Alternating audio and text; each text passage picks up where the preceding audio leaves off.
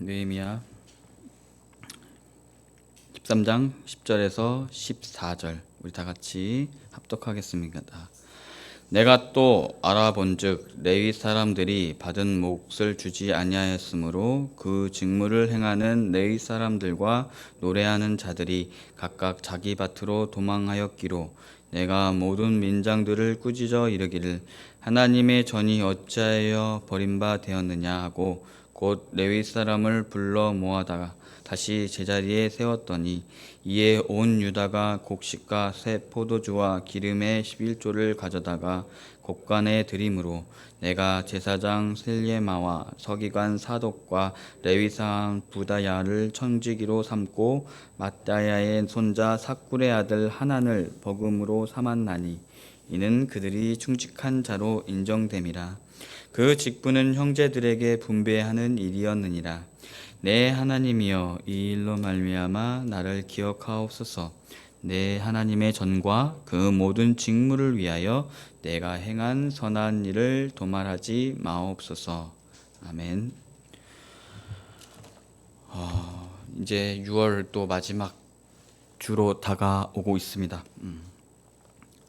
아마 2024년 새해 첫날 다짐을 기억하시는지 모르겠습니다. 어떠한 다짐을 하면서 또 2024년 이제 다시 돌아올 수 없는 2024년을 어떠한 다짐 속에서 어떠한 소원 속에서 시작하셨는지는 한번 다듬어 보면 좋을 것 같습니다. 저도 1월 첫째 주에 열심히 교회 생활을 해야지라는 열심히 하루하루 그냥 충실하게 즐겁게 또 사역 감당하면서 살아야지라는 생각을 갖고 했는데 열심히 지금 그 뜻을 이루기 위해 열심히 노력하고 있는 것 같습니다. 이렇게 다짐한 이유, 말씀을 드리는 서론에서의 말씀을 드리는 이유는 바로 오늘 13장 말씀이 느헤미야 10장에 있는 백성들의 다짐과 매우 여러 가지 면에서 연결되어 있기 때문입니다. 우리 쭉 이제 훑어보면은 8장에서 수문학 강장에서 그런 붕해가 벌어집니다. 그리고 9장에서 그 얘기를 듣고 그 율법을 책을 듣고 죄를 자복하며 회개하게 됩니다. 그러다가 10장에서는 이제 우리 조상들이 어떻게 해서 하나님의 은혜를 받았고 천지를 창조하신 하나님이 어떤 분이셨고 그 다음에 아브라함을 선택하셔서 어떠한 은혜로서 너희들에게 언약을 내려주셨다. 그러면서 광야로 이끄시고 또 그 광야 안에서 계속 죄를 짓고 또 하나님께서 벌을 내리시고 또 앓은 소리 하면은 또 긍휼히 여기셔서 용서해 주시고 또 그들은 또 죄악에 빠지고 가나안과 함께 또 그렇게 빠지고 하면서 그러한 모습이 연결되는 모습을 막 보여주면서 10장 마지막에 백성들이 다짐을 합니다. 전에 묵상하셨던 것처럼 제가 한번 읽겠습니다.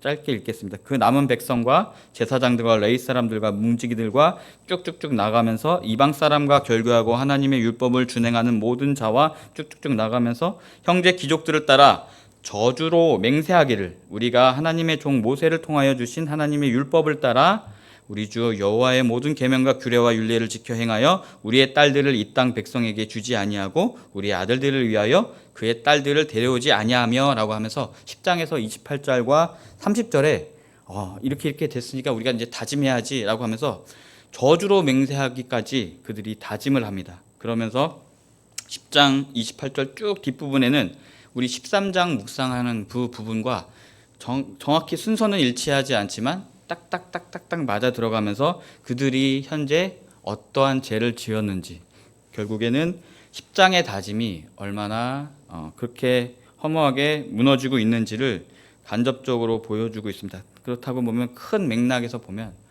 느헤미야 8장에서부터 13장의 내용은 우리가 조상들의 죄를 자복하고 회개했지만 너희들이 잘난 건 하나도 없어 라는 겁니다. 왜냐하면 13장 이후에 그렇게 감격을 겪었던 이후에 그들이 똑같이 그 다짐한 것을 지키지 않고 딱딱딱딱딱 죄를 짓고 있고 느헤미야는 그것에 대해서 바로잡아주고 있는 모습을 우리가 13장 마지막 보절에서 볼 수가 있습니다. 그래서 느헤미야 10장 28절 이후에는 이방 사람과 절교하고 통혼하지 않겠다고 맹세하는 아까 본문이 나오고요. 또 13장 토요일 이것은 13장 토요일 본문에도 있습니다. 그리고 안식일 이야기와 내일이죠. 이야기 그리고 안식일 이야기와 이 안식일 때 상거래하지 말라라는 내용이 또 내일 본문에 나옵니다.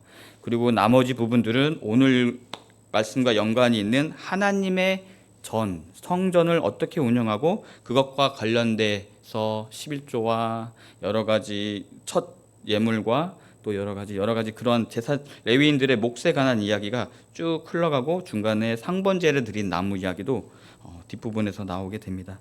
바로 오늘 본문과 연결해서 큰 범위에서 연결하다 보면은 바로 하나님께 바치는 바로 11조와 첫 거제물 또 첫 소산에 대한 이야기가 오늘 이야기입니다. 그들의 다짐이 아까도 말씀드렸다시피 10장에 담겨 있습니다. 그리고 11장에서는 예루살렘 중심으로 곳곳에서 많은 사람들이 살아간다는 모습을 보여줍니다. 그들은 크게 다짐을 하고 각자의 모양대에 맞게 각자의 형편에 맞게 예루살렘을 중심으로 살아갑니다. 그리고 성전 봉헌식과 더불어 온 이스라엘은 하나가 되면서 기뻐합니다. 그래서 12장 44절에 보면 그날에 사람을 세워 곡간을 맡기고 제사장들과 레위 사람들에게 돌릴 것 곧 율법에 정한 대로 거제물과 처음 익은 것과 11조를 모든 성읍 밭에서 거두어 이곳 곡간에 쌓게 하였으니 이는 유다 사람이 섬기는 제사장들과 레위 사람들로 말미암아 즐거워하기 때문이다라고 금요일 날인가 화요일 날 본문에 나옵니다. 12장 44절. 이것을 통해서 볼 수 있으면은 우리가 뭘 볼 수 있냐면 성전 봉헌식을 통해서 온 이스라엘이 기뻐하였고 또 그 기뻐하던 나머지 바로 그때 봉헌식에서 봉사하고 있었던 제사장들과 레위 사람들로 인해서 더욱더 즐거워졌기 때문에 그들이 어째 바쳐야 될 그거지만은 그들이 레위 사람들에게 돌릴 몫을 그때 바치게 되고 예레미야가 이 44절을 통해서 그 거제물과 그런 어떤 그 레위 사람들에게 줄 것을 곡간에다가 하나님의 전에다가 이렇게 방에다가 저장하는 것을 볼 수가 있습니다. 바로 이것은 은혜의 선순환을 얘기하고 있습니다. 하나님께서는 분명히 성전 봉헌식을 통해서 그들에게 은혜를 주셨습니다. 원래는 은혜를 받을 수 없는 사람이었지만 그 안에서 성전을 건축하게 하시고 성벽을 건축하게 하심으로 해서 은혜를 주심으로 해서 유다 백성들 온 이스라엘이 기뻐했고 또 그것을 통해서 제사장들과 레위 사람들도 기뻐하면서 점점 뭔가 은혜의 선순환이 이루어지면서 그들 안에서 성전 운영에 있어서의 어떠한 재물들, 어떠한 성물들도 이렇게 계속 쌓여가는 것을 보면서 이제는 뭔가 잘 되겠다, 뭔가 이렇게 분위기가 좋아지겠다라는 것을 47절 또 우리 22장 44절의 앞부분에서 나옵니다. 하지만 갑자기 30장에서 뜬금없이 도비아라는 사람이 나옵니다. 바로 도비아는 암몬 사람입니다. 그래서 하나님의 성에서는 암몬과 하나님 성에 암몬 자손과 모압 자손은 들어갈 수 없다라는 본문이 딱 나오는 이유는 바로 도비아가 엘리야십과 사사롭게 성전을 자기 개인적인 목적에 의해서 엘리야십이 아마 도비아에게 빌려준 것 같습니다. 그러면서 그 방에다가 11조와 거제물을 쌓아 두어야 되는 방인데 엘리야십과 그렇게 짜고 그 곡간을 바로 도비아가 사사롭게 이용할 수 있게끔 엘리야십이 그것을 허용하는 것을 볼 수 있습니다. 이 본문은 쭉 해서 12장과 여러 가지 연결되면서 바로 오늘 본문인 바로 레위 사람들이 갑자기 대우를 받지 못하고 고향으로 돌아가는 그러한 모습을 보게 됩니다. 바로 암몬 도비아와 제사장 엘르아살이 각자의 자신의 이익을 위해서 성전 공간을 사적으로 사용하는 모습을 바로 앞정에서 볼 수가 있습니다. 그래서 암몬 사람 도비아와 제사장 엘리야십의 앞사건과 바로 레위 사람들이 왜 그들이 수당을 받지 못하고 도망갔는지 정확하게 연결되는 부위는 우리가 알 수 없지만 바로 제사장 그룹이 그렇게 성전을 사사롭게 쓰는 욕심, 바로 그러한 인간의 욕심 때문에 점점 이스라엘의 신앙이 어떠한 해이함을 낳지 않나라는 생각이 듭니다. 그래서 오늘 본문처럼 민장들이 은혜롭게 11조 생활을 하지 못하게 되는 그러한 결과가 되었던 것 같습니다. 그래서 레위인들 10절에 보면요, 레위인들은 하나님의 집을 관리하고 예배의 직무를 담당하는 사람들이었습니다.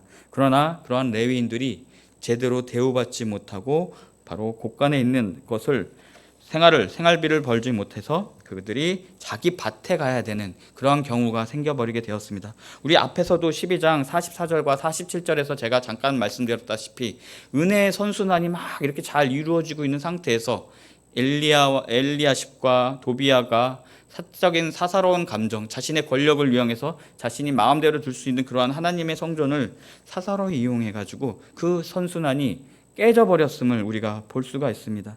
그리하면서 레위인들이 자신이 받아야 될 몫을 곧 곳간에 채워져 있어야 될 11조와 갖은 거제물과 첫 소산들이 있어야 될 곳에 그것이 있지 않고 바로 엘리야십은 사사로운 자신의 이익을 위해 도비야라는 욕심을 그 곳간에 채워 넣습니다. 그러므로 해서 레위인들은 그 안에서 그들이 받아야 할 몫들, 바로 몫이라는 것이 정말 부자가 될 수 있는 몫은 아니었을 것입니다.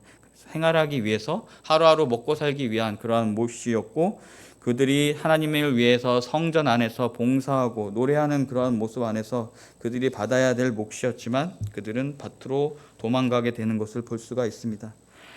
그러면서 부임에서 다시 돌아온 느헤미야는 첫 번째 앞에 본문이면 창고를 원수 도비야에게 내어줬던 창고를 다시 그렇게 없애버리고 하나님의 전과 기명과 소재물과 유황으로 다시 드리게 하여서 방을 정결하게 하는 모습을 볼 수 있습니다. 그리고 다음입니다. 느헤미야가 다시 도망가 있던 자기 생계를 위해서 다시 밭에 가 있던 레위 사람들을 다시금 불러드립니다. 그러면서 느헤미야가 11절에서 나왔듯이 그들을 꾸짖습니다.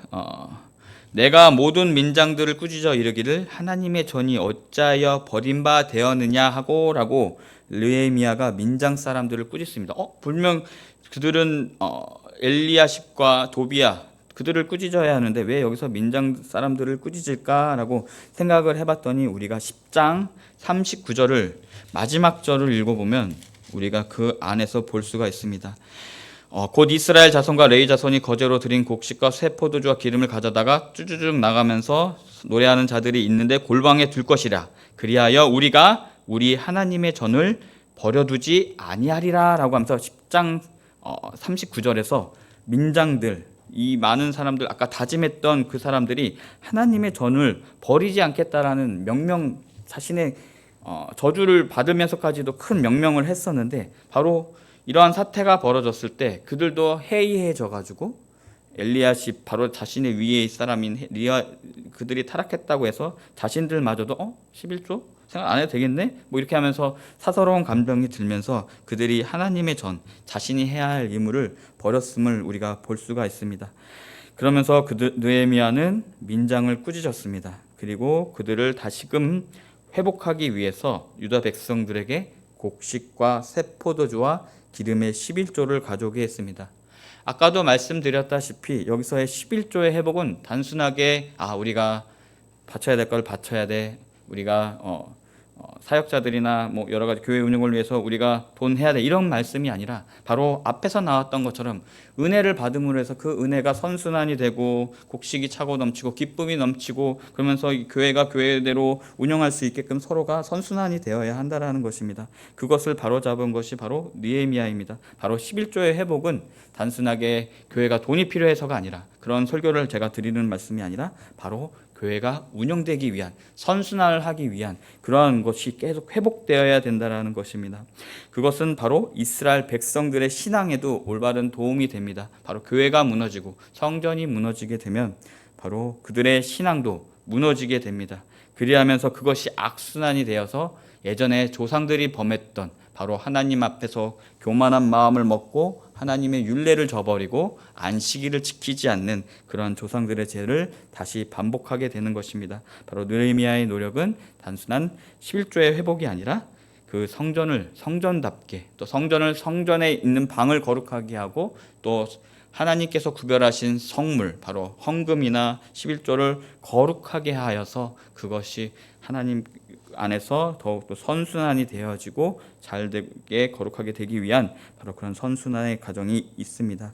그러기 위해서 느헤미야는 다시금 그것을 관리할 수 있는 성실한 사람을 뽑습니다. 13절에서 느헤미야는 일단 레위인들을 다시금 성전의 일에 배치시키고 그들에게 줄 몫을 그 후에 채워줍니다. 그리고 이를 성실하게 추진할 수 있는 바로 관리자를 뽑습니다. 바로 제사장에서 1명, 서기관에서 1명, 레위인 그룹에서 1명, 그리고 일반 평신도위에서 1명을 뽑아서 바로 충직한 사람들로 채우는 것을 볼 수 있습니다. 우리로 따지고 보면 어떤 관리위원회라든가 뭐 재정위원회라든가 선교, 전도위원회, 우리가 하고 있는 위원회와 같이 느헤미야는 그런 위원회를 통해서 바로 지금 11조가 잘 관리게 되게끔, 선순환이 되게끔 또 지혜롭게 그들을 뽑아서 거두어들인 헌물을 공정하게 분배하게끔 운영하고 있는 것을 우리가 볼 수가 있습니다. 그리고 14절에서 나온 것처럼 그들은 하나님 자신이 행한 일에 대해서 선한 일로 기억해달라고 기도하고 있습니다. 바로 도비아와 같은, 우리가 도비아를 잘 살펴보면은 우리가 앞에서 나오지만 도비아가 성전이 건축되면서 이제 어쩔 수 없자 도비아가 그 이스라엘의 높은 사람들과 관계를 맺으면서 너 사이 맺고 나 장인어른 어른 되고 하면서 계속 관계를 맺어가면서 도비아가 자신의 선행을 선포하면서 계속 이스라엘 제사장들에게 영향력을 끼치기 위해서 열심히 노력하는 모습을 보게 됩니다. 오늘 본문도 그렇지만 느헤미야가 아무리 크게 강한 리더십을 갖고 있고 에스라도 강한 튼튼한 조직을 갖고 있었지만 그렇게 깨치려고 하는 도비아와 같은 세력 때문에 또 한순간 무너지는 모습을 보게 됩니다. 이것을 보면서 제가 느꼈던 제 개인적인 묵상은 아무리 성전이 올바르게 서 있고 또 성벽이 단단하게 서 있는다 할지라도 그 성벽 안에서 문을 열어주게 되면 얼마든지 적들은 그 성벽을 보호막 방어력과 상관없이 쳐들어온다라는 것을 알 수가 있습니다. 우리가 나중에 역사를 공부하게 되면은 우리가 비잔틴 제국이라고 이제 동로마 제국에서 가장 큰 성벽이 테오데시오스 성벽인데 1000년 동안 무너지지 않은 성벽입니다. 그것을 정복하기 위해서 페르시아가 계속 정복하고 그들을 동로마를 무너뜨리기 위해서 그것을 엄청나게 쳐들어갔었지만 한 번도 성벽이 무너지고 함몰된 적이 없었는데 그것이 함락된 적이 딱 한 번, 두세 번 있었다고 합니다. 그것은 뭐냐면은 성 안에 있는 사람이 문을 열어줬기 때문에 결국에는 아무리 강한 성벽도 아무리 단단한 나를 보호하는 어떠한 보호망도 내 마음의 문이 열리게 되면 우리는 바로 타락의 길로 갑니다. 그런 것처럼 오늘 도비아와 이 사건을 통해서 성전의 안에 곳간에 들였던 엘리야십의 행동을 통해서 우리가 볼 수 있는 것은 우리가 아무리 믿음 생활 잘하고 우리가 아무리 단단하게 11조 생활 잘 하더라도 한순간 우리가 방심하여서 악의 어떤 모습에 문을 열어주게 되면 걷잡을 수 없이 그것이 악순환이 되어서 우리에게 시험이 되고 고난이 되고 어려움이 된다라는 것입니다. 그런 것처럼 이 느헤미야의 말씀도 느헤미야도 그런 것 같습니다. 우리 안에 선한 느헤미야가 있을 것입니다. 그러면서 항상 기도하기에 힘쓰고 말씀 듣기에 힘쓰고 또 그러한 모습이 있지만 또 엘리야십과 같이 또 순간순간 우리의 욕심에 또 개인적으로 먹고 사는 문제 때문에 이 정도 내가 부자 되려는 것도 아닌데 그냥 먹고 살기 위해서 하는 거야 라고 하면서 도비아에게 문을 살짝 열어주는 또 엘리야십의 모습이 내 안에 있지 않나라는 생각이 듭니다.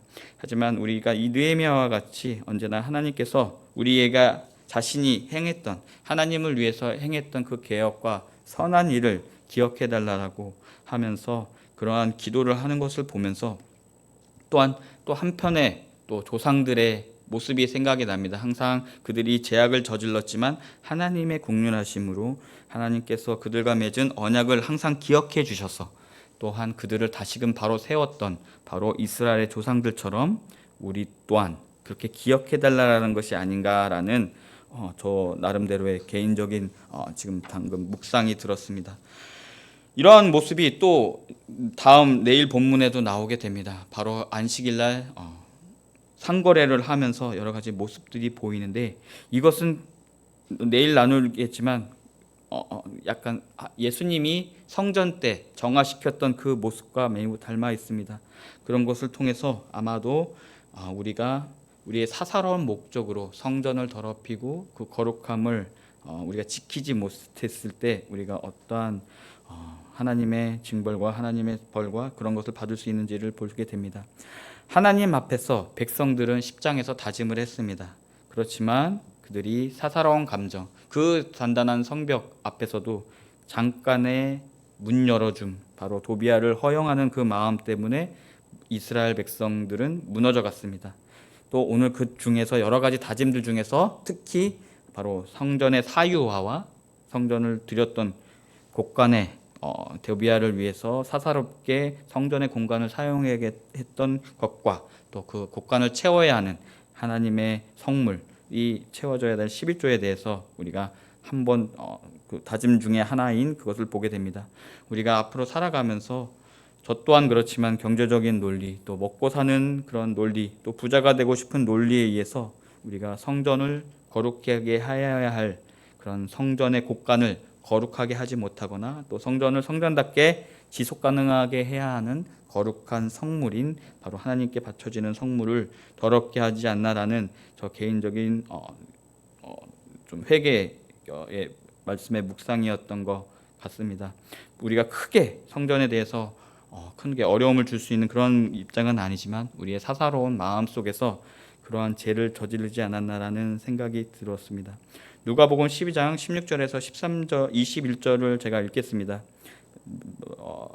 예수님의 말씀입니다. 또 비유로 그들에게 말하여 이르시되 한 부자가 그 밭에 소출이 풍성함에 심중에 생각하여 이르되 내가 곡식 쌓아둘 곳이 없으니 어찌할까 하고 또 이르되 내가 이렇게 하리라 내 곡간을 헐고 더 크게 짓고 내 모든 곡식과 물건을 거기서 쌓아두리라 하면서 내가 내 영혼에게 이르되 영혼아 여러 해 쓸 물건을 많이 쌓아두었으니 평안히 쉬고 먹고 마시고 즐거워하자 하리라 하되 하나님이 이르시되 어리석은 자야 오늘 밤에 내 영혼을 도로 찾으리니 그러면 내 준비한 것이 누구의 것이 되겠느냐 하셨으니 자기를 위하여 재물을 쌓아두고 하나님께 대하여 부여하지 못한 자가 이와 같으리라 라고 나와 있습니다. 바로 우리의 마음, 우리의 사사로운 욕심, 우리 재물뿐만 아니라 여러 가지의 욕심들을 우리가 계속 우리 곳간 안에 쌓아두고 지킨다 할지라도 그 안에서 하나님께서 우리의 영혼을 찾아가시면 그것이 아무것도 아님을 우리가 알 수가 있습니다. 그런 것처럼 우리 느헤미야가 13장 마무리에서 그 조상들의 죄를 자복하고 회개하였지만 그들이 다시금 그들의 다짐을 깨버리고 이러한 여러 가지 잘못들을 우리가 이제 13장을 뒤에 부분에서 다시 묵상하게 될 것인데 우리의 첫 번째 다짐, 우리가 첫 믿음, 우리가 은혜 받았을 때 먹었던 그 다짐을 우리가 다시 잊지 않고 하루하루 살아가는 우리들 되기를 소망하겠습니다. 사나가 은혜가 많으신 하나님, 우리는 느헤미야 이야기를 통하여서 그들이 10장에서 한 다짐과 또 그 안에서 사사로운 마음에 의해서 도비아에게 잠깐 열어줬던 그 마음이 어떻게 무너져 가는지, 그들의 다짐이 어떻게 무너져 가는지를 보며 깊은 깨달음을 얻게 됩니다. 이스라엘 백성처럼 저희가 성전과 11조 제도를 지키지 못하고 또 경제적인 논리와 또 부자가 되고 싶은 욕심에 빠져서 성전의 거룩함을 훼손하는 그러한 큰 죄를 저지르지는 않지만 우리 마음에 있는 욕심 때문에 하나님을 사사롭게 믿지 않았나라는 반성이 들게 됩니다. 또한 하나님 저희들에게 있는 그런 믿음 생활이 거룩한 성벽일지 모르지만 그 안에서 자기 조그만한 허영된 마음이 이러한 선순환을 악순환으로 만드는 것처럼 우리 또한 하나님 그 안에서 우리의 다짐을 다시금 되새기며 하나님 앞에서 더욱더 율법대로 또 하나님께서 주시는 은혜 가운데서 욕심 부리지 않고 살아갈 수 있게 하여 주시옵소서. 언제나 저희들의 마음을 정결케 하여 주시고 또 저희들의 주님의 성전을 다시 거룩하게 할 수 있는 저희들의 삶이 되게 하여 주시옵소서. 주님의 뜻을 따르면서 순종하는 저희들 되게 소망합니다. 언제나 예물을 드려지는 예물이 있습니다. 우리 선동님의 간절함과 소원을 기쁘게 받아주시고 축복하고 직접 안수해 주십시오. 또 우리 성도들의 가정과 우리 교회 성도님들의 가정 안에 하나님의 무한한 은혜와 평안함과 형통함이 넘치게 하여 주시옵소서. 예수님의 이름으로 기도합니다.